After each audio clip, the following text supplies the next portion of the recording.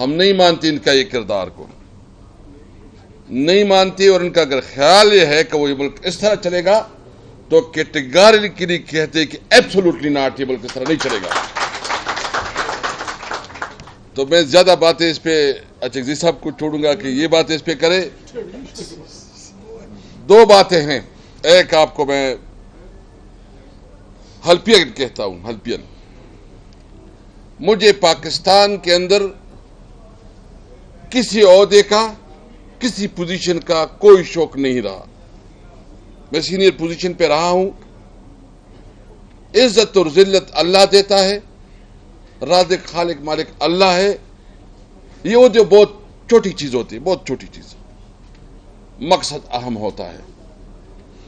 میں اپنی زندگی کا مقصد اپنی لیڈر عمران خان کے ساتھ یہ رکھا ہے کہ اپنی ساری زندگی اپنے ملک اور قوم کی خدمت کے لیے اور اس پاکستان قوم کو ایک باعزت قوم بنانے کے لیے اور آئین اور قانون کی بالادستی کے لیے وقف کروں گا انشاءاللہ تعالی۔ یہ میرا عزم ہے، یہ میرے دل سے بات ہے، کیونکہ میں رہا ہوں تقریباً 7-8 سال میں پوزیشن پہ رہا ہوں، اور میں نے دیکھا کوئی پوزیشن جو ہے نا، یا تو آپ پیسے کمانا چاہتے ہو نا، آپ کی خواہش یہ ہو کہ آپ ایک پوزیشن پہ پہنچے اور آپ ٹیکے لے، بڑے بڑے جو آپ کی اس وقت سچویشن ہے، محلات خریدے، اپنے لیے پالیسیاں بنائیں، اپنے لیے۔ الحمدللہ میں سب کے سامنے کہتا ہوں اللہ نے کیا شکر الحمدللہ۔ بالکل کیٹیگری کے لیے کہنا چاہتا ہوں کہ آج تک سرکار کا، حکومت کا ایک پائی ایک پیسہ بھی حرام ہو۔ اور جب سپیکر نیشنل اسمبلی تھا تو تاریخ میں پہلی دفعہ یہ بیٹے یہ ہمارے میڈیا کی جو ادھر کرتے ہیں نا ہمارے پارلیمنٹ میں، ان کی جو بھی خیالات ہے یا جو ان کی چینلز کی جو پالیسی ہے، لیکن ان سے پوچھے پہلی دفعہ تاریخ میں سب سے زیادہ بچت کی ہے۔ 1 بلین 52 کروڑ روپے میرے دور میں ایک سال میں ہم نے بچت کی ہے، جو تاریخ کا ایسا ہے کبھی نہیں ہو سکا۔ میں یہ بات اس لیے کہنا چاہتا تمہیداً مختصر کر رہا ہوں کہ یہ جو اس وقت ہم کر رہے ہیں سب کچھ ہم اس لیے کر رہے ہیں کہ یہ پاکستان اس صورتحال میں مزید سروائیو نہیں کر سکتا۔ ہم سب کو اپنے ذات سے بالاتر ہو کے سوچنا ہوگا۔ ہم سب نے اس ملک کے لیے اور اس قوم کے لیے سوچنا ہوگا، تب ہم آگے بڑھ سکیں گے۔ تو آپ کے ساتھ ہماری یہ پوری ٹیم کی کمٹمنٹ ہے کہ انشاءاللہ تعالی اپنے کمٹمنٹ پہ، اپنے جو نظریے پہ، اس پہ کمپرومائز نہیں کریں گے، اور عمران خان اگر جیل میں رہ کے بھی کمپرومائز نہیں کرتا تو انشاءاللہ تعالی ان کی صفائی کے طور پر کسی طور پر کمپرومائز نہیں کریں گے انشاءاللہ۔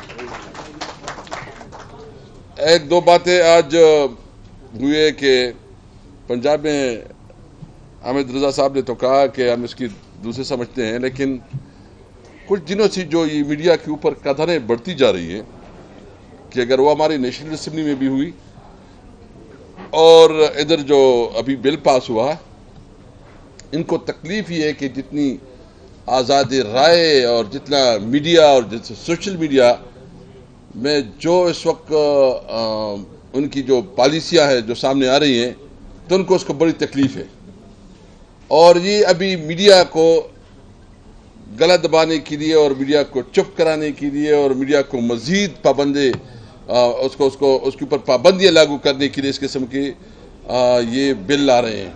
بھرپور مذمت کرتے ہیں اور اس کی ہر حال میں ہر لیول پہ اپوزیشن کریں گے۔ چاہیے تو یہ تھا کہ جو صحافتی تنظیمیں ہیں وہ اس سب کو اعتماد میں لینا چاہیے اور اس کی مشاورت سے جو ہے نا کوئی قانون سازی پہ عمل درآمد ہونا چاہیے، تو ہم اس کی مذمت کرتے ہیں۔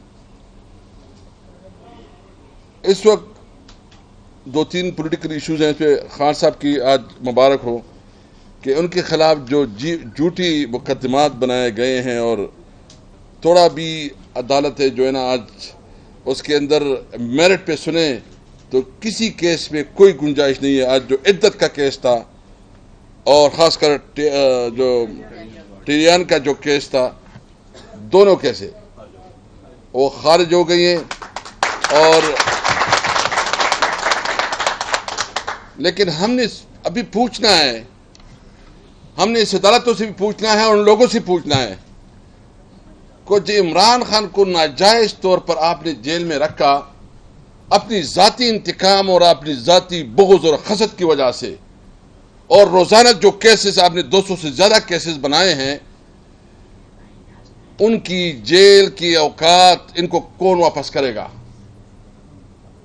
اور اگر آپ کا خیال ہے کہ عمران خان اس طرح جھک جائے گا اور وہ پیچھے ہو جائے گا، یہ آپ کی غلط فہمی ہے.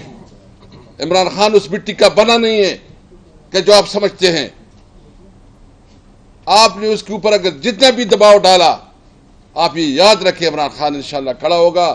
وہ انشاءاللہ لندن فرار نہیں ہوگا جس طرح آپ لوگوں کا وہ تیرا رہا ہے.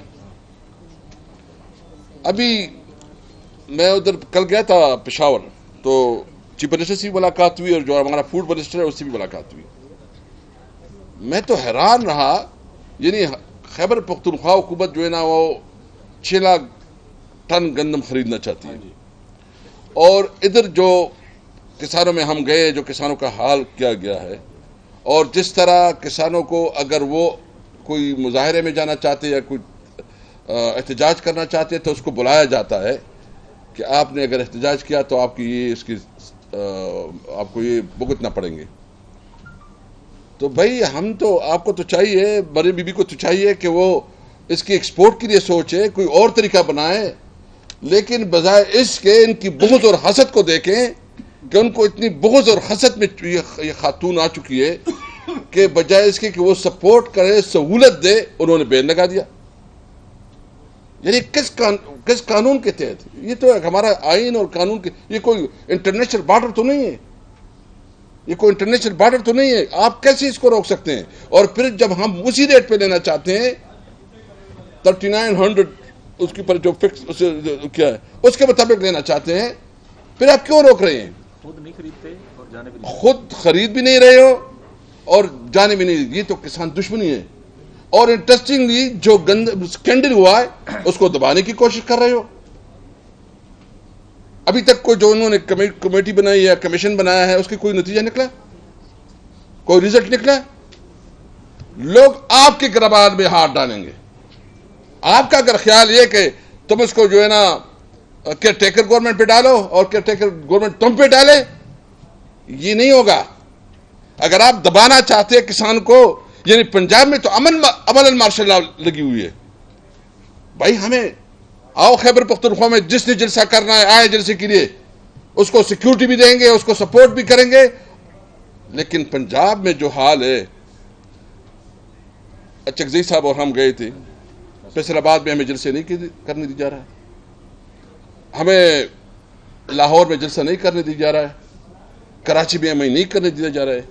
بھائی کس قانون کے تحت تم روک رہے ہو؟ سیکیورٹی اور سیکیورٹی کا مسئلہ صرف ہمارے لیے ہے. ہمیں خان صاحب نے روکا ہے، لیکن ابھی ہم نے فیصلہ کیا ہے اور خان صاحب نے میسج بھی بھیجا ہے. انشاءاللہ ابھی ہم اپنے مشران سے مشورہ کریں گے. کم از کم ہم پوری ملک میں 12 جلسوں کی ایک شیڈول دے رہے ہیں. 12 جلسے اسلام آباد میں بھی ہم نے درخواست دے دیے. 8 تاریخ کو اسلام آباد میں بھی جلسہ کریں گے انشاءاللہ، لاہور میں بھی کریں گے، کراچی میں بھی کریں گے، فیصل آباد میں بھی کریں گے، ہر جگہ جائیں گے. ہم سب سے پہلے جو قانونی راستے ہیں اس قانونی راستوں کو جو ہے نا ہم کوشش کریں گے کہ اس کے ذریعے ہمیں جلسے کی اجازت ملے. اگر نہیں ملتا تو حامد رضا صاحب سے میں کہتا ہوں کہ فیصل آباد میں ہم نے جلسہ کرنا ہے. اگر کسی کا پھر ہم دیکھیں گے کہ کون کس طرح روکتا ہے، لیکن اس حد تک ہمیں نہ لے کے جاؤ. یہ ہمارا آئینی قانونی حق ہے کہ ہم اپنی بات پہنچائے. ہم نے تو پرامن جلسہ کرنا ہے اور کیا کرنا ہے. تو ایک تو یہ بالکل آج میں حکومت کو یہ بالکل کلیئر الٹیمیٹم دینا چاہتا ہوں کہ ہم نے جو پروسیجر اس کو اڈاپٹ بھی کیا، آپ مسلسل ڈیلیئنگ ٹیکٹس کر رہے ہیں، تو ہم انشاءاللہ یہ جلسے کریں گے. پوری 1-2-3 دن کی انشاءاللہ اندر ہم پوری ملک میں جلسوں کا ایک پورا شیڈول دیں گے.